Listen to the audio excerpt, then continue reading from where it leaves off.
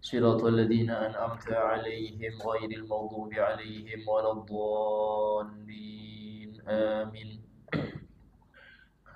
السلام عليكم ورحمة الله وبركاته. بسم الله الرحمن الرحيم. الحمد لله رب العالمين، وبه نستعين على أمور الدنيا والدين. أشهد أن لا إله إلا الله وحده لا شريك له، وأشهد أن سيدنا محمدا عبده ورسوله لا نبي بعده. اللهم صل وسلم وبارك وكرم وعظم ومجد على حبيبنا وشفيئنا وقرة أعيننا محمد وعلى آله وصحبه أجمعين. سبحانك لا علم لنا إلا ما علمتنا إنك أنت العليم الحكيم. رب اشرح لي صدري ويسر لي أمري واحلل عقدة من لساني يفقه قولي بجاه النبي وآله. قال الله تعالى: وقل رب زدني علما. وقال رسول الله صلى الله عليه وسلم: طلب العلم فريضة على كل مسلم. Alhamdulillah, segala puji bagi Allah Subhanahu wa taala yang senantiasa memberikan kepada kita nikmat-nikmatnya, termasuk yang paling besar nikmat iman, nikmat Islam, dan nikmat kita dibawa oleh Nabi Muhammad dengan syariat yang sangat mulia, yang sangat agung dan lengkap, sehingga tidak ada satupun daripada kegiatan kita duniawi atau ukhrawi kecuali pasti sudah diajarkan tentang adab-adabnya, tentang tata caranya oleh Nabi kita Muhammad Sallallahu Alaihi Wasallam, sehingga setiap urusan kita itu pasti ada solusinya dan pasti ada tuntunannya daripada syariat. Karena itulah paling bahagianya seseorang adalah yang paling ngerti daripada syariat ini dan yang paling mengamalkan daripada apa yang dibawa oleh Nabi kita Muhammad Sallallahu Alaihi Wasallam. Dan ini sesuai dengan firman Allah Ta'ala yang berbunyi: A'udzubillahi minasyaitonirrajim. Man amila salihan min dzakarin aw untha wa huwa mu'minun falanuhyiyannahu hayatan thayyibah. Barang siapa yang beramal soleh. Apa arti amal soleh? Yaitu mengerjakan segala perintah-perintah Allah, baik itu yang wajib ataupun yang sunnah, dan meninggalkan segala yang diharamkan oleh Allah, baik itu yang haram atau yang makruh. Barang siapa yang beramal soleh, baik itu laki-laki atau perempuan, wa huwa mu'min, dalam keadaan dia beriman. Artinya kalau ada orang yang gak beriman, dia berbuat baik ini, itu tidak jaminan di sini. Ini hanya yang beriman. Barang siapa yang beramal soleh, baik itu laki ataupun perempuan, dalam keadaan dia beriman, falanuhyiyannahu hayatan thayyibah, maka niscaya kami, kata Allah, akan memberi dia penghidupan yang nyaman, penghidupan yang bahagia. Ini jaminan Allah untuk orang-orang yang betul-betul berpegang syariat. Karena itulah gak ada ceritanya orang riba terus bahagia, itu gak ada ceritanya. Gak ada ceritanya orang korupsi terus bahagia, gak ada ceritanya. Kenapa? Karena gak mungkin Allah itu berbohong, gak mungkin. Ini sudah aturan Quran. Mau bahagia hidup harus beramal soleh. Amal soleh ini apa? Dua aja. Mengerjakan segala perintah Allah dan menjauhi segala larangannya. Dan itu semua tidak bisa dilaksanakan kecuali belajar dulu. Belajar dulu apa yang diwajibkan, bagaimana cara mengerjakannya sehingga jangan sampai salah. Kemudian apa saja yang diharamkan, sehingga dalam hal ini ketika dia memulai hidupnya dengan belajar, kemudian mengamalkan, maka dia sudah meniti jalan kebahagiaan. Kebahagiaan di dunia sebelum kebahagiaan di akhirat. Dan ini adalah janji Allah Ta'ala dalam Al-Quranul Karim. Termasuk dalam hal ini, dalam hubungan kehidupan rumah tangga, ya, di mana seseorang, setiap kita pasti mengangan-angankan, mendambakan kehidupan rumah tangga yang sakinah, mawaddah, warahmah, yang mana menjadi jalan untuk mendapat ridhonya. Istri menjadikan suami sebagai ladang pahala dia. Suami menjadikan istri sebagai ladang pahala dia. Orang tua menjadikan anak-anaknya sebagai investasi mereka di akhirat kelak.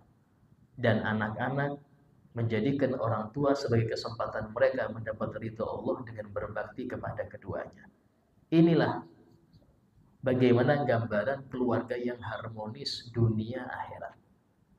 Dan ini semua tidak bisa tercapai kecuali dengan ilmu syariat, dengan ilmu agama. Karena itulah di dalam fikih sendiri tidak hanya membahas tentang fikih ibadah, tapi ada fikih muasyarah, fikih bagaimana kita bergaul antara anggota keluarga, muasyarah dengan tetangga dan lain sebagainya. Itu semua sudah diatur dalam syariat. Nah, dikatakan di sini dikatakan wa qala al-Imam Al-Habib Abdullah bin Al-Haddad. Beliau mengatakan wa ammal ahlu wal iyal, adapun istri dan keluarga, itu anak-anak, ya. Wa na'ni bil ahl, yang kami maksud dengan ahl di sini adalah istri, ya. Dan disebut dengan iyal di sini setiap orang yang dia ada di dalam nafkahnya seorang. Artinya orang-orang yang wajib dia nafkahi. Maka dalam hal ini kata beliau, yajib alaihi, wajib bagi setiap orang yang memiliki istri dan anak-anak, termasuk dalam itu yang di dalam rumahnya, pembantunya, atau mungkin saudarinya, adik-adiknya, atau mungkin orang tuanya yang juga tinggal di rumah dia, yang dia nafkahi juga. Wajib bagi orang tersebut untuk benar-benar fokus, ya, untuk menafkahi mereka dan memberi mereka pakaian yang layak, serta memperhatikan hak-haknya mereka. Haknya istri apa, kemudian apa juga, irsyadi ila wadhifi dinihim, yaitu mengarahkan mereka, mengajak mereka untuk mengerjakan tugas-tugas dari agama. Sholatnya, nutup auratnya. Jadi nggak cukup namanya seorang suami itu hanya ngasih nafkah saja, nggak cukup. Periksa, ya Pak, sudah sholat nggak istri? Ya, sudah nutup aurat nggak? Diajari. Dan ini termasuk kewajiban.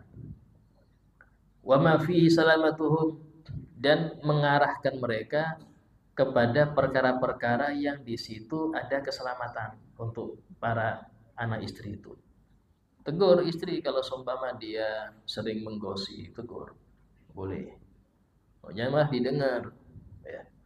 Kalau dia istilahnya keluar dandan, di rumah gak pernah dandan, tegur. Ya, karena dandan dia itu untuk suami, bukan untuk konsumen. Ya, kalau ke toko dandan, kalau di rumah gak dandan, ini repot. Sehingga dalam hal ini arahkan anak-anak juga itu, pergaulannya diperhatikan. Bahkan termasuk pendidikan, ya, itu sering meriksa HP anak-anak. Itu bukan berarti Anda melanggar, dan yang bilang melanggar itu karena nggak seneng syariat Islam, ya. Kenapa? Karena dalam hal ini kewajiban orang tua untuk mengetahui apa yang dilihat anak-anak, siapa-siapa yang dia hubungin, harus ketahui teman-temannya siapa. Ini kewajiban orang tua. Sebagian orang berpendapat tidak boleh, Ustaz, kan hak masing-masing. Ini dari mana ini? Ucapan seperti itu tidak dibenarkan dalam Islam. Selama anak tersebut masih belum mengerti, ya, masih dia belum memiliki suami, maka kewajiban orang tua ngawasi dia. Sampai istilahnya dia benar-benar bisa lurus. Karena dalam hal ini, berapa banyak orang tua yang baik, orang tua yang baik, rajin sholat berjamaah, sering hadir pengajian, masuk neraka gara-gara anak yang gak diperhatikan. Orang tua yang baik, cuman masuk neraka gara-gara anak yang meninggalkan sholat, anak yang keluar pacaran, anak yang membuka aurat, yang tidak pernah ditegur, atau cuman ditegur sekali, tidak serius orang tuanya. Terus yang penting sudah lulus, urusan dia, nggak serius berarti. Dia harus serius, baru selamat. Kalau nggak serius, nggak selamat. Ya. Dan tidak ada kisahnya, bis kapan nanti mereka bisa tobat sendiri. Kadang ada seperti itu.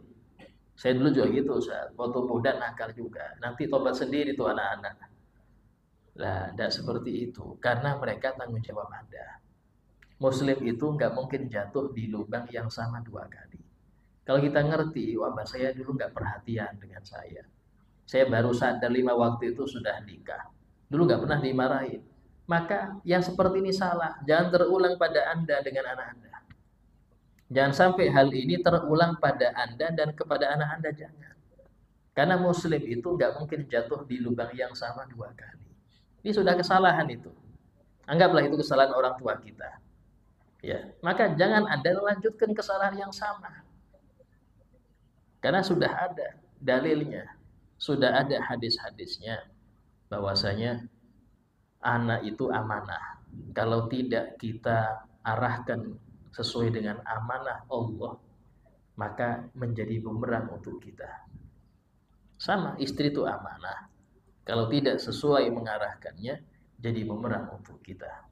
Cukuplah firman Allah Ta'ala ketika Allah menceritakan bagaimana keadaan keluarga ketika tidak didasari oleh ketakwaan, itu akan carut marut di akhirat. Yauma yafirrul mar'u min akhi. Pada hari itu seseorang lari dari saudaranya. Wa ummihi wa abi. Lari dari ibunya, lari dari ayahnya. Wa sahibatihi wa bani. Lari dari istrinya, lari dari anak-anaknya. Kenapa? Takut dimintai tanggung jawab. Karena dia tahu, dia sudah dolim. Dia ngerti, dia sudah berbuat dolim kepada mereka. Itu apa? Nggak pernah diarahkan kepada yang baik. Yang penting kalau saya arahkan, nanti marah-marah dia, mending saya diemin. Karena seperti itu. Alasannya kalau saya kasih nasihat, dia marah ke saya, mending saya diemin. Akhirnya dia diemin terus. Mau dia nggak sholat, biar keluar gaji jilbaban, biarkan. Nah, ini hati-hati. Khawatir masuk ke ayat tersebut. Khawatir masuk ke ayat tersebut, ya hati-hati. Nah, sehingga dalam ini jangan, ini mumpung masih hidup kita, jangan sampai terlambat. Ya, jangan sampai terlambat. Tidak ada istilahnya sudah terlanjur, nggak ada. Anda diizinkan oleh Allah hidup sampai hari ini, tanda Allah ngasih kesempatan kita untuk memperbaiki yang kurang. Allah ngasih kesempatan. Jangan sampai kesempatan ini Anda sia-siakan. Kenapa?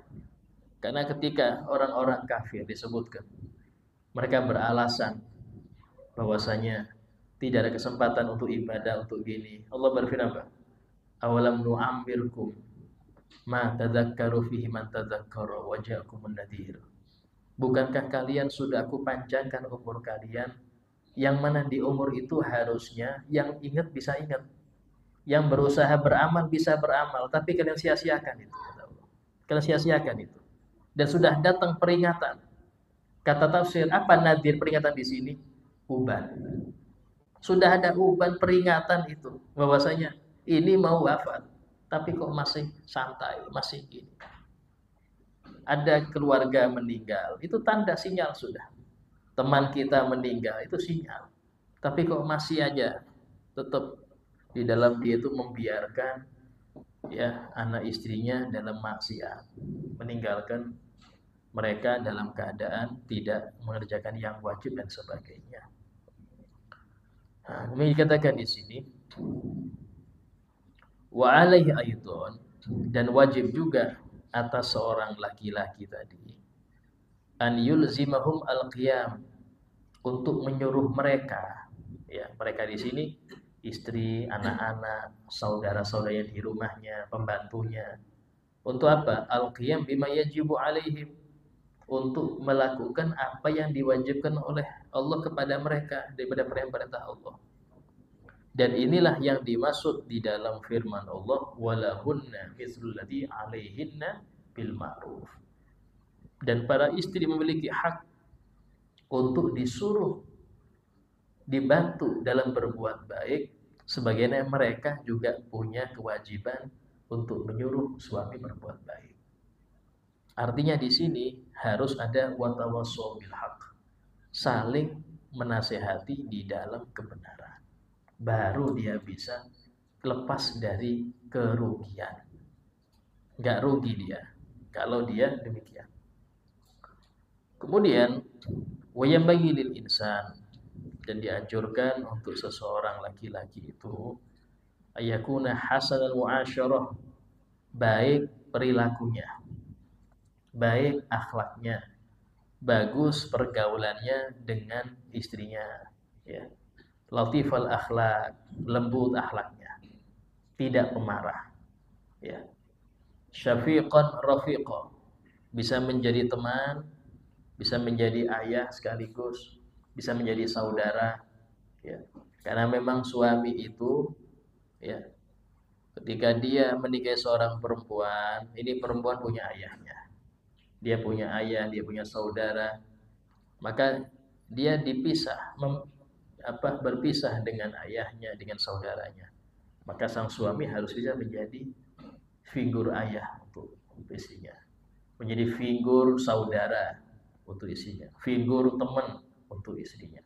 Itu namanya rafiqan.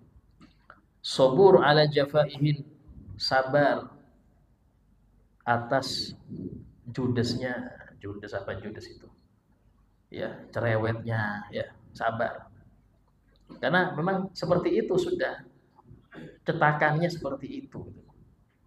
Artinya apa? Sebaik-baiknya perempuan, ya, kadang-kadang sama suami ini manja. Manjanya itu tadi, dia ada aja modelnya. Walaupun dia Masya Allah, tapi ada masa manjanya itu ada. Itu harus sabar. Wah, ini kalau di luar ceramah, kalau di sini wah kayak gini modelnya. Harus sabar seperti itu. Ya, harus seperti itu. Kemudian wayakun katsirul musamahah, banyak memaklumi. Banyak memaklumi, memaafkan. Artinya kesalahan yang kemarin gak usah diungkit. Kemarin sudah, gak usah diungkit. Itu akhlak suami yang baik seperti itu. Ya. Nah, kemudian adapun kewajiban untuk para istri, ya, daripada hak-hak Allah, maka hendaknya sang suami tadi, ya, memaksa istrinya tadi itu untuk mengerjakan haknya Allah. Perintah-perintah Allah itu wajib suami itu menegur kalau dia teledor, wajib. Artinya nggak boleh mendiamkan, nggak boleh mendiamkan, karena dia ada tanggung jawabnya. Dan tidak boleh sang suami itu memaklumi. Ya Ustaz, memang istri saya nggak pernah mondok, ini kebiasaan nggak jilbaban, ya apalagi. Ketika dia sudah menjadi istri Anda, maka kewajiban Anda untuk dengan syariat. Ya. Berarti tapi di rumahnya jangan jilbab, itu urusan dia dengan orang tuanya. Tapi ketika dia sudah di tangan Anda, ya, maka Anda yang tanggung jawab dia. Sehingga nanti di akhirat orang tuanya yang tidak ditanyai di masa setelah nikah. Orang tuanya tanggung jawab sebelum nikah. Tapi ketika sudah nikah, dosa-dosa perempuan tadi setelah nikah, itu yang laki-laki, yang suami dipertanyakan. Dosa-dosa perempuan sebelum nikah, ayahnya yang ditanyai. Ini penting ya. Jadi kalau dosa perempuan sebelum nikah, itu yang ditanyai adalah sang ayah.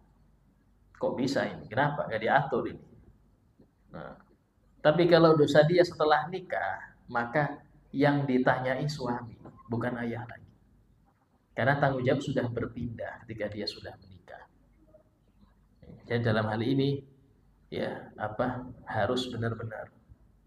Kenapa? Karena dosanya dia, kalau kita nggak benar-benar negur, kita juga kena imbasnya. Istri dosa, suami juga dosa. Tapi kalau suami sudah negur, terus dia melanggar dalam ketidaktahuan suami. Soal sholat bu, sudah tadi. Padahal belum. Yang suami sudah, yang penting ngawasi terus. Maka di sini suami tidak dituntut di akhirat. Karena dia sudah berusaha semampu dia. Yang istri malah gak ini, bukan tanggung jawabnya. Dan berapa banyak orang-orang soleh itu yang diuji dengan istri yang tidak baik. Contoh Nabi Nuh, ya apa istrinya? Ya, Nabi Lot, ya apa istrinya? Ya, Nabi. Tapi bagaimana Allah uji dengan istri yang demikian? Kayak itulah, tidak bisa jadikan patokan. Oh ini gagal ini ustadznya ini, kenapa? Keluarganya sendiri gak bisa diatur, ngatur orang. Tidak bisa. Karena hidayah dari Allah. Sekuat apapun ustadz itu mau marah-marah apa, tetap namanya hidayah dari Allah. Dan juga tadi ustadznya jangan down, hanya nggak mau ngajar lagi. Kenapa? Isi saya nggak bisa dididik, ya maksud mau ngajar yang lain. Bukan. Yang ngasih hidayah bukan engkau wahai ustadz. Yang ngasih hidayah itu Allah. Anda cuma berkewajiban nyampaikan. Ya, karena dia istrinya di bawah naungan Anda, maka Anda ada hak untuk agak keras. Itulah boleh seorang suami itu, kalau semua istri nggak nurut sampai ke mukul itu. Tapi tadi ya ada fasenya. Kalau semua betul-betul nggak bisa nurut, mukul tanpa berbekas, nggak boleh area kepala apalagi wajah haram. Itu boleh, tapi yang lain nggak boleh, orang lain nggak boleh. Dia aja yang dibolehkan oleh syariat. Ya. Bahkan dalam hal ini, kalau memang sang istri nggak betul diatur betul-betul, kata ulama, yusannu talaquha, disunahkan cerai agar dia nggak berketerusan maksiat. Ini kalau sudah saya cerai, dosa terus dia, dilaknat terus oleh malaikat, dan saya juga dosa. Sehingga biar sama-sama nggak dosa, bisa aja, biar nggak dosa. Ini kalau sudah mentok nggak bisa lagi untuk dikasih tahu seperti itu, ya. Dan itu cara terakhir, ya. Sehingga dalam hal ini urusan syariat tidak boleh suami itu memaklumi. Kalau sudah pelanggaran syariat terjadi, nggak boleh dimaklumi. Baik itu untuk istri atau untuk anak. Sering kadang-kadang orang tua itu bangunin anak subuh, kasihan Ustaz tadi malam nonton champion, semalaman nggak tidur. Tapi kalau untuk sekolah, teriak-teriak ibunya, ayo sekolah, kena alpa, bahaya. Bayangkan bagaimana urusan dunia lebih mereka pentingkan daripada akhirat. Dan ini Allah sudah firmankan, bal tu'thirunal hayatad dunya. Tapi kalian lebih mementingkan kehidupan duniawi. Wal akhiratu khairun wa abqa. Sementara akhirat itu lebih baik, lebih kekal. Ya. Sehingga dalam hal ini untuk urusan syariat tidak boleh memaklumi. Tapi urusan dunia, maka hendaknya suami itu mengalah, tidak apa-apa. Contoh, suaminya nggak mau masakan yang bersantan, istrinya seneng, ngalah aja sudah, ya tidak apa-apa. Ya kalau kita tanya, masak apa? Terserah aja. Apapun bismillah, bisa aja kita. Dalam urusan milih warna ini, silahkan. Kalau urusan dunia kita ngalah, tidak apa-apa. Tapi urusan akhirat jangan ngalah. Nggak bisa ngalah. Kenapa? Tanggung jawabnya di akhirat. Tanggung jawabnya di akhirat. Ya. Berapa banyak kerusakan rumah tangga itu gara-gara sang suami tidak bisa menegakkan syariat terhadap istri dan anaknya. Pertama, santai. Karena alasan dia, ya daripada ribut, mending saya nggak terlalu tegas. Nanti kalau saya tegasi ribut Ustaz. Oh, justru itu menjadi bom waktu itu. Nanti ada waktunya meletus dan nggak bisa kembali lagi. Harus tegas. Bahkan semua sampai-sampai anggaplah ini menuju perpecahan nih. Yang penting Anda yakin, saya nuruti perintah Allah. Saya nuruti perintah Allah. Tidak mungkin Allah itu tidak membantu, nggak mungkin. Nanti Allah akan melembutkan hati dia atau apa. Kenapa? Karena tadi niat kita lillah. Niat kita karena Allah. Itu apa? Menggiring mereka menuju ridho Allah. Walaupun mereka kayak tidak nurut, walaupun nanti pelan-pelan. Tapi kebalikannya, kalau ada suami, wis yang penting aku Ustaz. Walaupun istri keluarnya ketat, yang penting nggak marah kalau pulang. Oh ini repot lah. Ini jadi bom waktu itu, jangan. Nanti kalau sudah istri rusak, biasanya anak ikut. Anak-anak putri ikut. Kenapa? Ketika sang ayah nggak bisa negur istrinya, negur putrinya nggak bisa juga. Mau negur istri, ibunya kayak gini modelnya, mau negur. Nggak bisa. Harus dari awal istri dulu. Karena itulah apa? Menyiapkan seorang ibu yang sholihah itu haknya anak terhadap orang tua. Kenapa? Karena sekolah pertama mereka. Dan sholihah itu bukan harus mondok, bukan harus mulai kecil sholihah, enggak. Karena dia bertahap. Orang yang sering hadir pengajian, menyimak dia, mengamalkan apa yang dia dapat, sambil dibantu oleh suami di dalam mengamalkan syariat. Jadi sholihah. Karena semua itu tergantung kita. Semua itu kalau kita ada kemauan, ya, maka bisa untuk menjadi waliyah, wali perempuan bisa. Banyak wali-wali perempuan itu, ya, itu penjauhnya satu. Rata-rata apa? Patuh pada sunnah. Yang bikin mereka jadi wali-wali Allah itu patuh pada suami. Kalau laki-laki jadi wali agak repot. Kalau perempuan gampang aja, patuh pada suami selesai. Tapi sulit menurut mereka, itu sulit ya. Kenapa demikian? Karena di surga gak ada yang gratis. Surga itu mahal, maka harus banyak pengorbanan. Ya. Nah, kemudian, wakadzalika, demikian juga kata beliau, Al-Habib Abdullah Haddad, tidak dianjurkan, tidak bagus, tidak layak untuk seorang suami itu menyerahkan segala urusan kepada perempuan, pada istrinya. Ya, biasanya yang jadi kepala rumah tangga istrinya sudah, yang megang duit istrinya semua, urusan ini ke istrinya semua. Ini tidak dianjurkan. Kenapa? Karena wibawanya laki itu ketika dia yang bisa mengatur. Kalau dia diatur, ini yang disebut oleh Nabi, ma'aflahal qaum walau amrohum imro'atan. Tidak akan beruntung, gak akan sukses suatu kelompok yang menjadikan urusannya kepada seorang perempuan. Ini maksudnya apa tadi? Suami-suami yang menyerahkan keputusan kepala rumah tangga kepada istri tidak baik. Artinya tidak baik, sukses dalam mendidik anak-anak yang nggak bisa dia. Ya.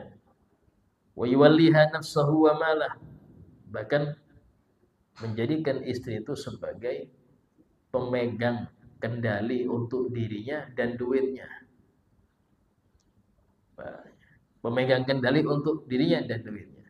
Mau keluar izin dulu, izin ke warung kopi sebentar. Jangan lama-lama ya, setengah jam ya. Ini repot ini. Mau pengajian izin dulu, jangan. Ini nggak baik, ya. Apalagi duitnya setorkan ke istri, kurang pas. Ya, kenapa? Karena tadi dalam hal tersebut sang laki-laki itu dalam Al-Quran dialah pemegang. ar-rijal qawwamuna 'alan nisa. Laki-laki inilah yang menegakkan syariat pada istri, yang menjadi pemegang kendali untuk anak istri. Kenapa? Karena tadi laki-laki itu memang dipilih sebagai pemimpin. Ya, dan perempuan asisten, jangan dibalik. Karena itulah dalam hadis disebutkan, kalau kita mau pengen mengingat sesuatu, musyawarah sama istri. Tapi pendapat dia salahi. Syawiruhun wa khalifuhun. Ya. Kemudian katakan di sini wadhalika, dan hal tersebut yaitu menjadikan istri sebagai pemimpin, sebagai pemimpin rumah tangga dia ya. Istri sebagai pemegang kendali. Itu termasuk perkara yang buruk dalam syariat. Bahkan secara akal pun nggak baik. Secara akal ini nggak baik. Ya. Nah, kenapa? Karena dalam hal ini Nabi SAW bersabda ini, la yuflihu qaumun walau amrohum imra'atan. Ya, tidak beruntung suatu kaum, itu laki-laki, yang menyerahkan urusan mereka kepada seorang perempuan, yaitu istrinya. Tidak beruntung. Berkata Imam Hasan al-Basri, ma asbaha rajulun yuti'u imradahu fi ma tahwa illa akabbahu Allah finnar. Tidaklah seorang laki-laki yang patuh kepada istrinya tergantung kemauan dia sudah. Mau dia apa, yang ikutannya yang suami. Kecuali Allah akan lemparkan laki itu ke neraka. Nah, ini waduh repot juga ini. Ya seperti itu ya. Artinya dalam hal ini laki-laki itu dia pemimpin. Tapi tadi perlu ilmu agama juga. Ya. Dan bukan berarti terus dia pemimpin itu akhirnya semena-mena, tidak. Semua perlu ilmu. Semua perlu ilmu. Kesimpulannya kata beliau,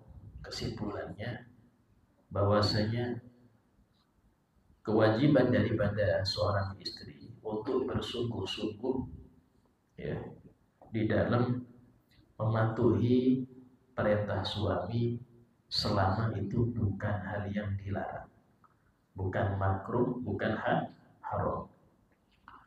Dan jangan dia terledor di dalam mengerjakan hal tersebut dengan tujuan mendapat pahala besar dari Allah Ta'ala dan ridho Allah. Karena ridho Allah ini tergantung ridho suaminya. Ridho Allah untuk perempuan yang bersuami itu tergantung dari ridho suami. Kemudian dikatakan di sini waqala Imam Muhammad Jamaluddin Muhammad bin Muhammad Al-Qasim dalam kitabnya Mau'idul Mu'minin, dalam kitab Ihya Ulumuddin, beliau mengatakan ala zaujah, wajib bagi seorang istri ta'atu zauj fi kulli ma talab minha bima la ma'siyata fi, mematuhi seorang suami pada setiap yang tidak ada kemaksiatannya, setiap perintahnya yang tidak ada kemaksiatannya. Ya, dan ini sudah sering kita sampaikan. Ya. Kemudian disebutkan di dalam hal ini pernah Nabi SAW itu ditanyai oleh seorang perempuan tentang kewajiban suami istri itu apa. Kata beliau, inna min haqqiz zawj, termasuk daripada haknya suami, ya, yaitu jika dia memintanya, maka wajib yang istri ini mengiyakan selama dia tidak sakit. Kemudian tidak boleh bagi seorang istri bersedekah dengan apa yang di rumah suami tanpa seizinnya.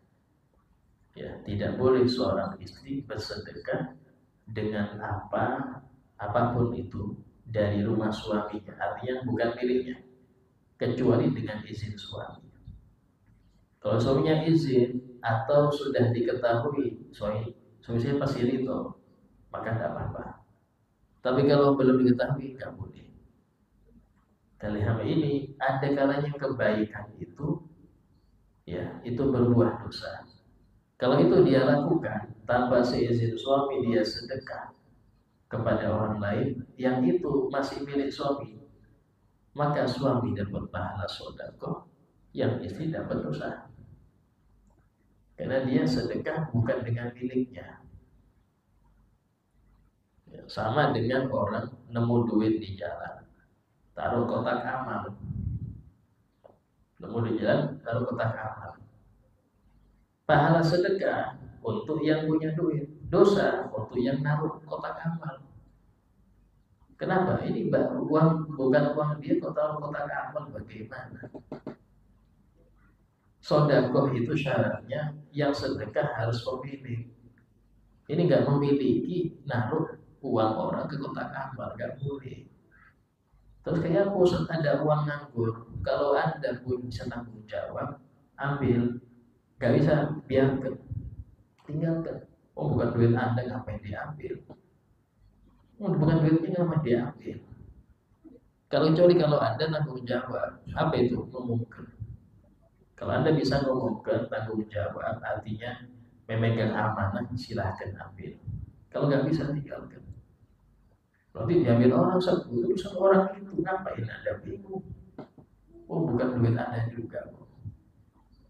Nah, tapi tadi kecuali kalau Anda punya amanah, bisa untuk mengumumkan dan bisa Anda simpan selama orang itu belum datang, Anda simpan, bisa ambil. Kalau nggak bisa, nggak usah. Ya, nggak usah. Kenapa? Berat tanggung jawabnya. Ya, itu barang temuan. Nggak harus duit sih. Mau dompet ini. Kalau bisa tanggung jawab, ambil. Kalau nggak bisa, nggak usah. Kecuali ini Ustaz, kalau diambil orang pasti dicuri. Ada amanah nggak? Insya Allah bisa ambil. Tapi umumkan, harus diumumkan. Ya, tidak boleh Anda pakai kecuali Anda mau menggantinya. Saya pakai Ustaz, tapi saya ada diganti, silahkan. Silahkan, boleh Anda pakai, tapi wajib Anda ganti. Kapanpun dia datang, wajib diganti.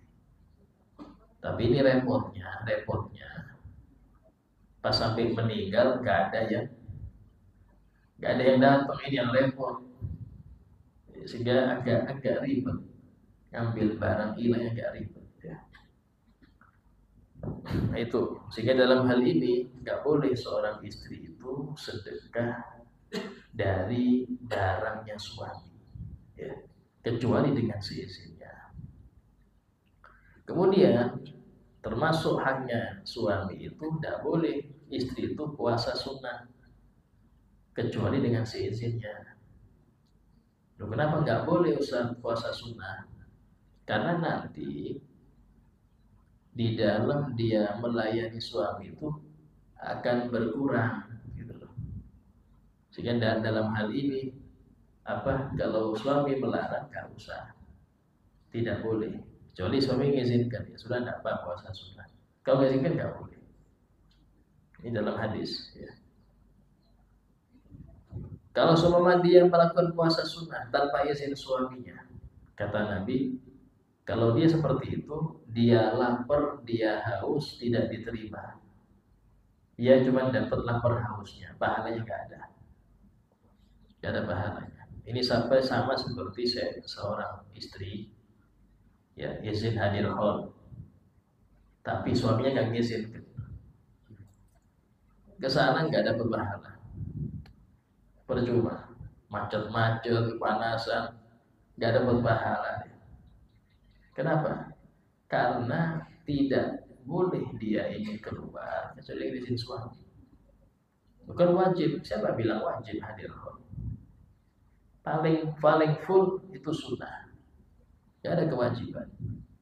Apalagi kalau niatnya kurang baik, kurang pas. Apa niatnya? Pengen rame-rame Ustaz. Pengen rame apa sih? seneng, auranya rame itu seneng. Lo nggak usah berangkat kalau seperti itu. Kalau cuma nyari rame aja nggak usah berangkat. Dan itulah pasang niat yang baik. Ya, kalau cuma niat rame, niat selfie, pasang status, nggak usah berangkat, capek aja sampai. Apalagi ini gak izin suami, lebih lagi. Ya. Nah, sehingga dalam hal ini penting semuanya itu pakai ayat ilmu agama. Tapi ilmu agama sia-sia semua amal. Sia-sia semua amal. Ada seseorang muridnya Habib Al-Wahdan, Syekh Bajuber kalau nggak salah. Kaya orangnya Masya Allah. Bilang ke gurunya, ya wahai guruku, itu di kampung sana itu Muslim banyak tapi gak ada masjidnya. Dan saya minta izin sama sampean, saya mau bangun di situ.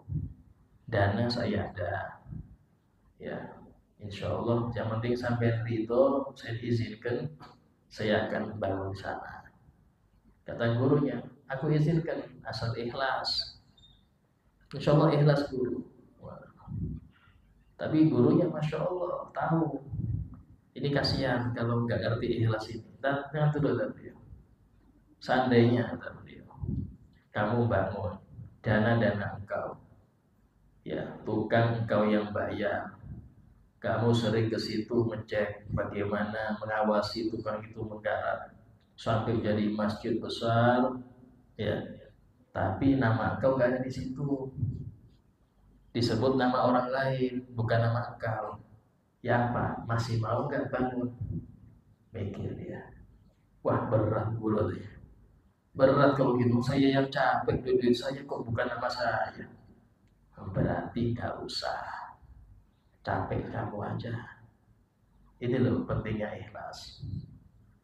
Kadang orang itu pengen sebut, oh ini musola fulan, masjid fulan, ini aduh itu repot, nggak usah.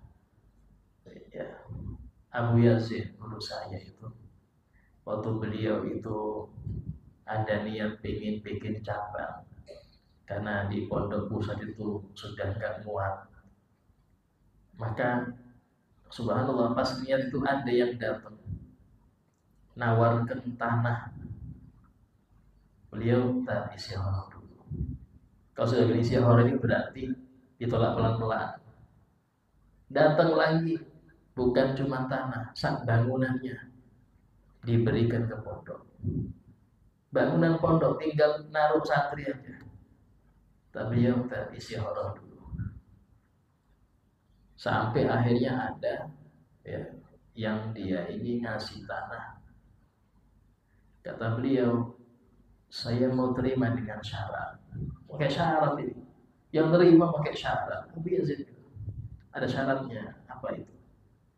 Tidak boleh dari anak-anak kau masuk pondok sini. Tak terima. Tapi kalau mau sini enggak akan diterima. Saya terima, tapi nggak ada dari keluarga kamu masuk pondok sini. Kalau pondok lalu keluar. Akhirnya mikir lama. Ya sudah bismillah, terima ya sudah. Terima. Kenapa demikian? Karena aku yang pengen dia mukhlis. Nih mendidik. Gak tega orang yang sodako ini gak ada pahala, gak tega. Ya ngetes ikhlas gak? Sebab nantinya kalau itu sudah jadi pondok, tahu-tahu ada anaknya atau cucunya masuk situ. Ini nanti bilang, ini tanahnya kakek saya. Ini tanahnya abah saya ini. Akhirnya pas melanggar nggak enak mau diberhentikan, disewakan, repot. Habis pahala kakeknya gara-gara cucu. Mending taruh pondok lain, biar pahala sang kakek tetap ngalir. Namanya nggak ketulis, ada namanya. Tapi karena ngerti orang yang wakaf ini ngerti agama, ya saya terima syaratnya. Ini namanya apa? Dia nerima, tapi dia mau ngasih juga apa? Tak kasih ikhlas kau. Saya kasih kau ilmu ikhlas. Apa? Tak kasih syarat. Tak terima ini, tapi jangan naruh anak di sini. Mungkin kalau orang kayak kita yang nggak ngerti, bingung, kok gitu syaratnya Ustaz? Ini orang kalau pikirannya jauh, ya akan paham. Nanti seperti itu nanti. Karena kadang-kadang banyak orang dia ikhlas, tapi gara-gara anak istri keponakan jadi gak ikhlas. Contoh, dia ngasih tanah untuk masjid atau musola atau apa, ya sudah dibangun. Tahu-tahu ada keponakan dia sumbang, oh, tolong dong saya keponakan saya ini jadikan pengurus itu. Oh iya, terima. 2 tahun, 3 tahun, 4 tahun, tahu-tahu gak beres ini, dikeluarkan. Akhirnya marah. Itu kan tanah saya yang bangun. Selesai sudah. Habis dia punya pahala. Kok anak saya, keluarga saya diusir? Kan itu tanah saya. Selesai sudah, gak ada pahala. Allah tidak nerima amal kalau di situ ada campuran nafsu. Allah tidak nerima suatu amal kalau di situ ada campuran nafsu. Harus lillah. Allah berfirman, wa ma umiru illa liya'budullaha mukhlishin. Dan mereka tidak diperintahkan kecuali untuk ibadah dengan ikhlas. Apa itu ikhlas itu? Gak ada tujuan lain kecuali itu Allah. Kalau masih ada ucapan saya, kakek saya, buyut saya, repot. Tidak bisa seperti itu. Jadi dalam hal ini bagaimana ilmu ikhlas itu sangat berat ya. Tapi itu harus, kalau tidak, kalau nggak ada ikhlasnya nggak ada pahalanya. Kalau ikhlasnya nggak ada pahalanya. Kemudian wa in kharajat min baitiha biurini. Jika sang perempuan, sang istri tadi itu keluar rumahnya tanpa seizin suami, la'anatha al-malaika hatta tarji ila baitih atatu. Maka malaikat akan melaknat dia sampai dia pulang ke rumahnya, baru selesai laknatnya. Atau dia bertobat nyesel waktu di tempat tujuan, nyesel dia, baru Allah ampuni dia. Tapi kalau nggak demikian, tetap malaikat terus dia. Nah, ini bagaimana kewajiban istri itu sangat besar. Insya Allah akan datang kita akan membahas daripada pembahasan yang lainnya ya. Ya, bagi yang mau bertanya silakan tanyakan.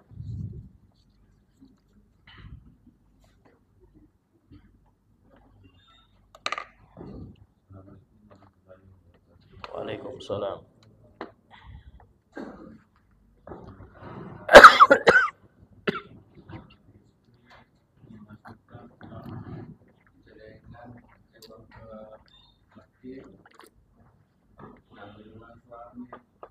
Setelah pulang dari masjid, baru dia memberitahu bahwa tadi saya mengambil uang, saya masukkan ke masjid.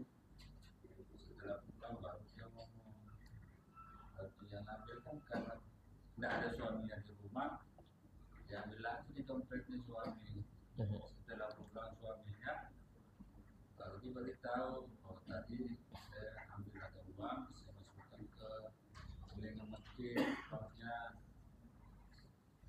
apa itu. Iya. Yang kedua, kami bersama almarhum Haji Basan kemarin itu membangun langgar ini, dan kami berdua dulu pengurusnya. Terus dari awal kami niatkan sampai saat beliau ini bukan kita punya, tapi kita serahkan ke warga, ini milik warga, khususnya warga RT 2. Tapi memang ya keluarga kan tahu bahwa ini juga kan atas kami dan dari Basra itu kan menyediakan tanah ini, dan saya mencari donatur untuk pembangunan ini.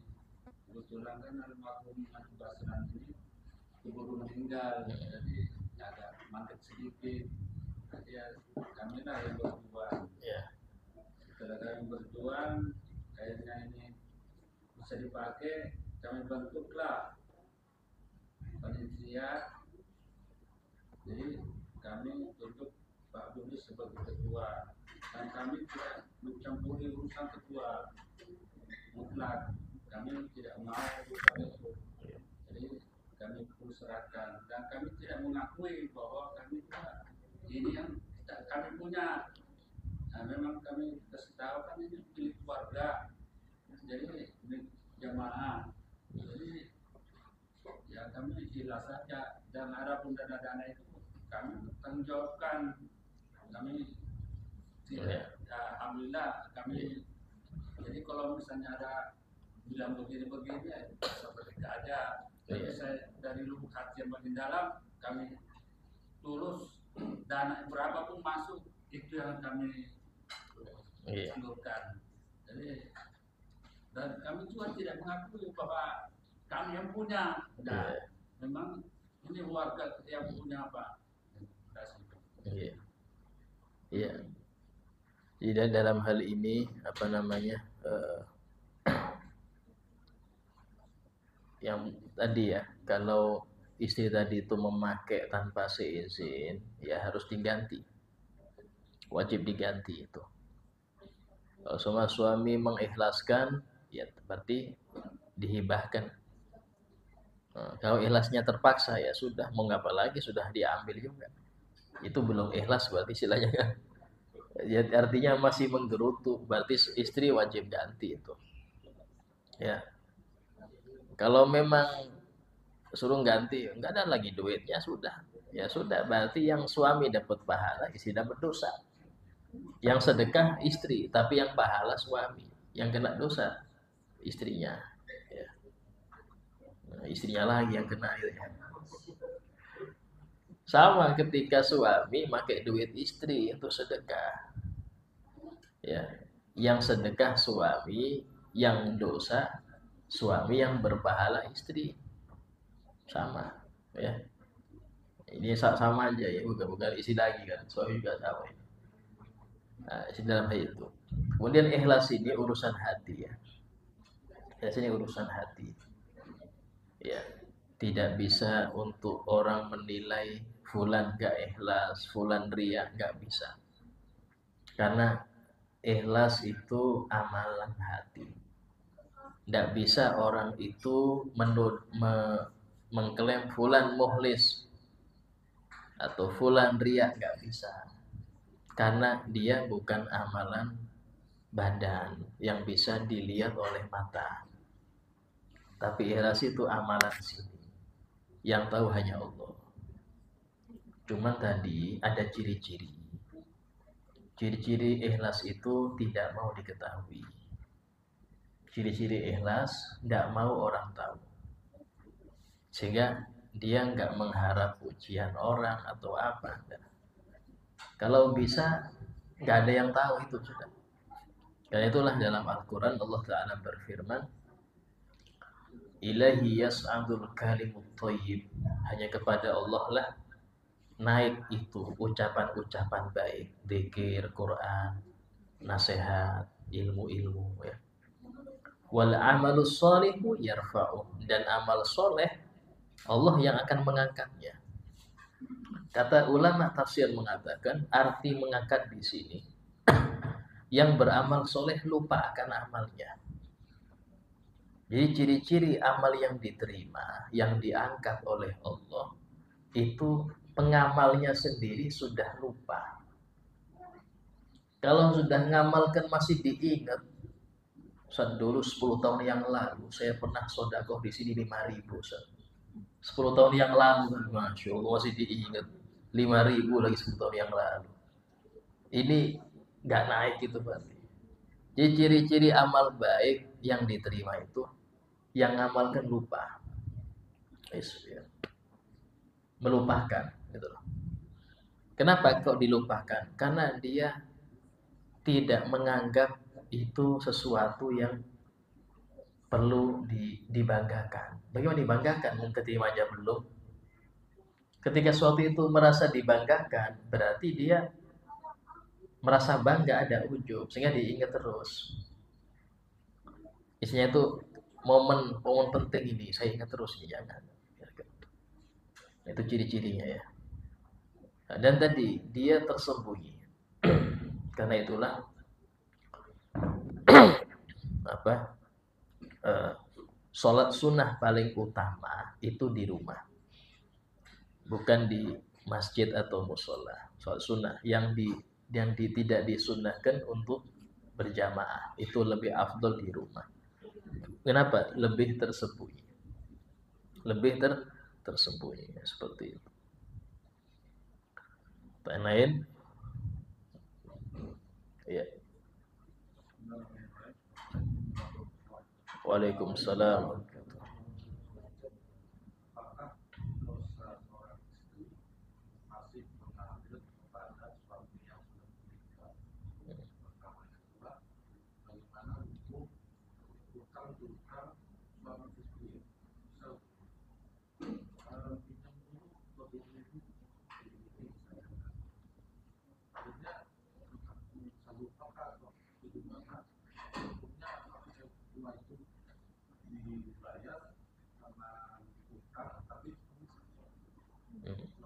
Ya.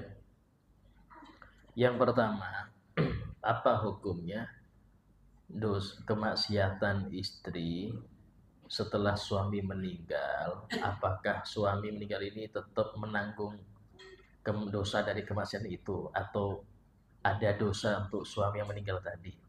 Dilihat. Kalau maksiat tadi itu sudah pernah dikerjakan istri di masa suami hidup dan suami nggak pernah negur, ya, maka setelah suami meninggal tetap itu jariyah, dosanya tetap ngalir. Karena waktu suami hidup nggak pernah negur, sehingga dia anggap her-her aja, tetap itu ngalir. Tapi kalau seumpama di waktu suami masih hidup dia sudah negur dan suami yang istri ini nurut karena ada suami, pasnya meninggal, nggak ada yang ngelarang lagi, sudah aman aja. Keluar nggak jilbaban, keluar pakaian ketat, karena nggak ada yang ngelarang lagi, maka nggak ada dosa untuk suami. Itu tanggungannya istri aja. Ya. Nah, ini di dalam konteksnya nanggung dosa apa enggak, seperti itu. Sama juga anak. Kemaksiatan anak setelah orang tua wafat, apakah orang tua dapat kiriman dosanya juga? Dilihat. Kalau di masa orang tua hidup sudah negur, ya, apa dia melaksanakan atau enggak, yang penting negur benar-benar ya, sudah diajari, ditegur, melaksanakan apa enggak, orang tua nggak ada dosa. Orang tua meninggal, dia tetap nggak ngamalkan, nggak dapat dosa orang tua. Tapi kalau orang tua tadi nggak negur waktu dia hidup, dia berdosa. Orang tua meninggal, anak tadi lanjut, tetap dosa. Kenapa? Karena imbas dari dia nggak ngelarang itu. Dari sini, jika seseorang ulama ngerti suatu keharuman, tidak pernah dia terangkan, maka dia mendiamkan itu. Nanti di akhirat kena tuntut. Kenapa engkau diam ada gini? Mereka nggak tanya, ya Rob. Tanya itu nggak harus lisan. Tanya kan nggak perlu lisan. Ada kalanya keadaannya sendiri itu sudah tanya. Contoh, ada orang samping kita wudhu, dia kaki dulu baru wajah. Kita ngerti ini salah, ditegur, maaf Pak, kepala wajah dulu. Jangan nunggu, dia nggak tanya Ustaz. Ya dia nggak paham, ibu mau tanya. Ini namanya pertanyaan dengan keadaan. Itu lebih fasih daripada pertanyaan dengan lisan. Contoh, ada orang nih, saking laparnya dia sampai terjatuh-jatuh depan pintu kita. Mau ngomong lapar itu nggak bisa. Pak, sampean minta makan kah? Diem aja ya, sudah tak kunci pintu. Ini kan bodoh berarti. Ini sudah ngerti kelaparan kasih. Tapi dia nggak minta Ustadz. Dia nggak kuat ngomong minta. Sudah kelihatan model gini kasih. Ini malah dia nggak minta, kita kasih. Ada kalanya keadaan itu lebih fasih daripada ucapan. Nah, seperti itu. Seseorang yang ngerti, lihat keadaan zaman. Oh, ini kok ada yang pacaran gini. Terus dia diem. Nggak pernah bahas itu. Kena tuntut di akhirat. Yang dia bahas cuma fadilah.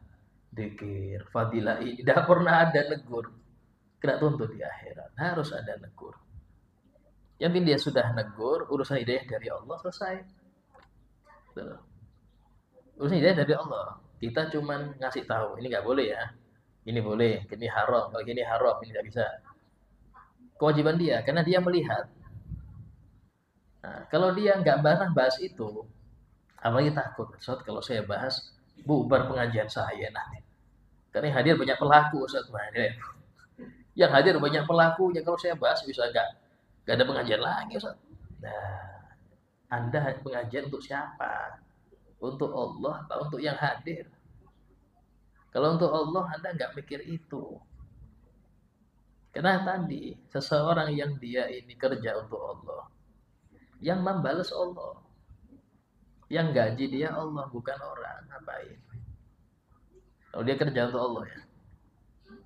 Nah, sehingga dia dalam hal ini sampaikan, kata Nabi apa? Kulil haq walau kana murra. Ucapkan yang benar walaupun pahit. Bahkan dalam hadis sebutkan kulil haq walau ala nafsi. Katakan yang benar walaupun merugikan engkau, walaupun engkau rugi dalam ucapan benar itu, walaupun. Tapi harus ucapkan. Nah, ini berat ya dalam hal ini. Nah, terus kemudian yang kedua tadi apa tuh?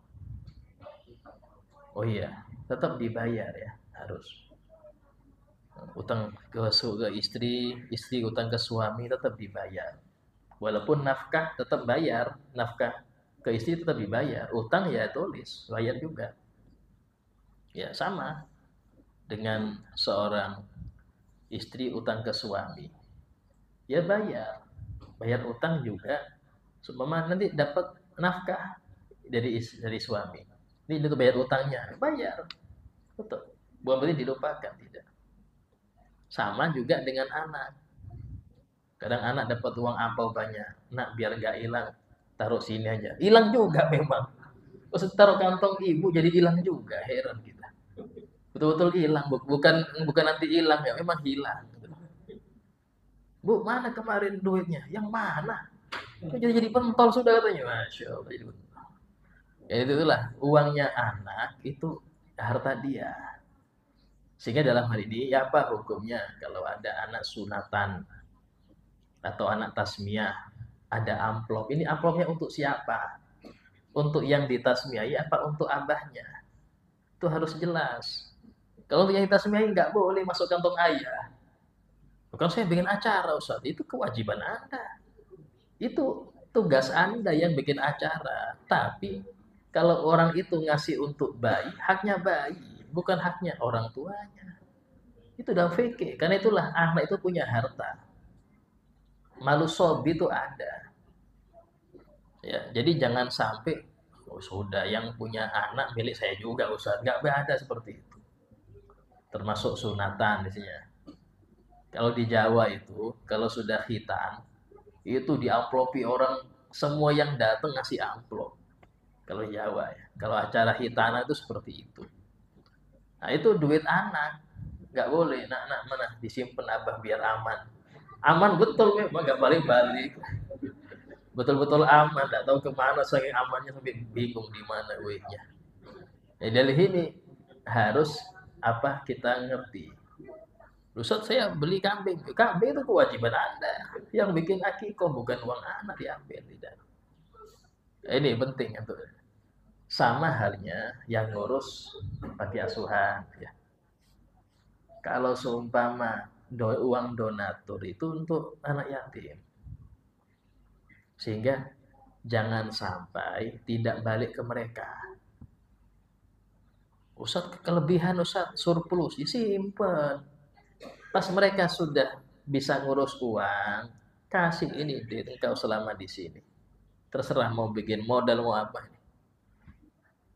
Adapun yang dipakai untuk mereka makan, listrik, PDAM, itu silakan dari situ ambil. Tapi kan kalau ada lebih simpan.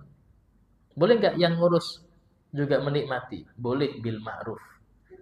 Apa bil ma'ruf ini? Sewajarnya. Karena Anda meluangkan waktu ngurusin mereka, sehingga Anda tidak sempat untuk nambah kerja atau apa, silahkan Anda ambil. Tapi sewajarnya. Artinya apa sewajarnya? Bukan memperkaya diri. Kalau memperkaya diri, ya, yang awal sepeda ontel atau beli mobil, ini haram. Tidak boleh. Ya, ini duitnya banyak Ustaz. Itu untuk mereka. Itulah kalau sumpama ngasih anak yatim itu, ini untuk anaknya, ini untuk ibunya. Harus ada. Harus ada. Atau ini untuk anak yatim dan yang bersama dia. Sehingga nggak sampai ibunya itu makan haram kalau dia makan dari uang anak yatim tadi. Karena saya pernah dapat kasus orang ya di SP itu. Ini ditinggal oleh suami, ada 2 anak yatim, yang satu kakaknya sudah SMA. Ya, yang ibu ini gara-gara pacaran dengan orang Sulawesi pacaran. Itu tanah dijual, ini dijual. Sampai sang anak ini datang ke rumah melapor. Ya bos, tak bilang nggak boleh. Itu karena jatah istri hanya sekian persen aja. Sementara yang dia jual sudah hampir separuh. Anak-anaknya nggak dibagi. Karena alasannya ini kan anak saya. Padahal haknya anak yatim nggak boleh loh. Ini anak yatim juga ada haknya itu. Walaupun yang makan ibunya nggak boleh. Karena ibu sudah dapat jatah dari suami 1/8. Sementara anak dapat jatah lebih banyak daripada abahnya. Karena dia merasa dia ibunya, nggak dibagi, diembat semua. Haram hukumnya. Sempat saya bahas, ini ibunya marah-marah. Ini anak durhaka Ustaz. Masa saya nggak boleh pakai apa surat-suratnya disimpan semua. Saya mau jual disimpan semua. Tak bilang bukan gitu, Bu. Saya berapa aset sampai jual. Ngaku dia. Nah, ini nggak boleh tapi karena sudah marah, nggak terima. Tak bilang, ya betul anaknya. Kenapa? Karena ini ada haknya adik-adiknya yang masih SD. Dia punya adik SD ini beberapa. Ini haknya mereka. Jadi dalam hal ini penting kalau sudah ada yang meninggal segera dibagi. Bagi itu bukan berarti dikasih. Yang penting jatah setiap ahli waris ngerti. Sehingga dia jangan sampai memakai yang bukan jatah dia. Gara-gara nggak dibagi, ini memakai jatah orang lain. Yang dia warisan dia sudah habis, yang punya orang lain dijual juga karena belum dibagi. Ini terjadi banyak gara-gara seperti itu. Ya, semoga Allah Ta'ala jadikan kita orang-orang yang senantiasa dalam jalur Nabi Muhammad SAW. Ala hadiniyah wa kulli niyatin salihah wa ala ma nabi salafun salih al-Fatihah. Bismillahirrahmanirrahim. Alhamdulillah rabbil alamin. Shiratal ladzina Bismillahirrahmanirrahim. Alhamdulillah rabbil alamin. Allahumma salli wa sallim ala sayyidina Muhammad wa ala alihi wa sahbihi ajma'in. ربنا انفعنا بما علمتنا ربي علمنا الذي ينفعنا ربي فقهنا وفقه أهلنا قربات لنا في ديننا ربي وفقنا وفقهم لما ترتضي قولا وفعلا كرما وارزق الكل حلالا دائما وأخي أذكياؤنا ما نهضى بالخير فكل الشر ربنا واصلح لنا كل شؤون خير بالرضا منك العيون وقضي عنا ربنا كل الديون قبل أن تأتينا رسل منون ربنا آتنا في الدنيا حسنة وفي الآخرة حسنة وقنا عذاب النار وصلى الله على سيدنا محمد وسلم الحمد لله رب العالمين تقبل الله منكم